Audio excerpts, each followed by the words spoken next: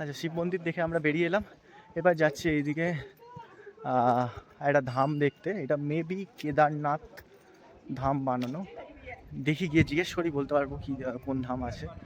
এটা হচ্ছে বদ্রীনাথ ধাম। তো বদ্রীনাথ ধামের এটা হচ্ছে এন্ট্রেন্স। এন্ট্রেন্স থেকে আমরা ভেতরে যাচ্ছি।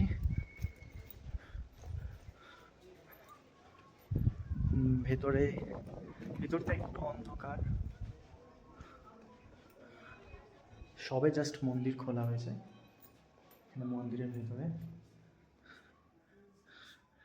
এইখানে বাবা বদ্রীনাথ বসে আছেন।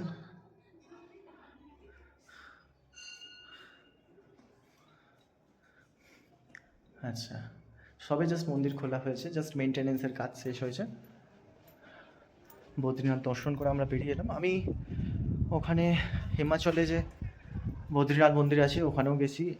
ওখানের যে বাইরের এন্ট্রেন্সটা, ওখানের এন্ট্রেন্স আর এখানের এন্ট্রেন্স হুবহু সেম, কোনো রকম চেঞ্জেস নেই। খালি জাস্ট ওটা একটা, এটা একটা মিনিয়েচার ফর্মে করা, ওইটা একটা বিরাট সাইজে করা, ব্যাস এইটুকুই চেঞ্জেস, বাকি পুরোটাই সেম।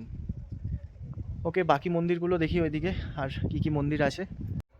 আচ্ছা, এখানে আমরা আমরা এটা দেখে বেরিয়ে এলাম, বদ্রীনাথ দেখে বেরিয়ে এলাম এসব। আচ্ছা, বদ্রীনাথ, জগন্নাথ মন্দির, মীনাক্ষী মন্দির আর এগুলো ছাড়াও এখানে আরও 12খানা জ্যোতির্লিঙ্গ আছে।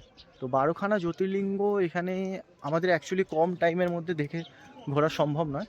তো সেই জন্য আমরা জাস্ট যে ধামগুলো বানানো হয়েছে এই ধামগুলো দেখেই আজকে আমরা গাড়িতে ফেরত যাব। আমরা already running out of time, ঠিক আছে। তো দেখি এইদিকে মন্দিরের দিকে এগোই।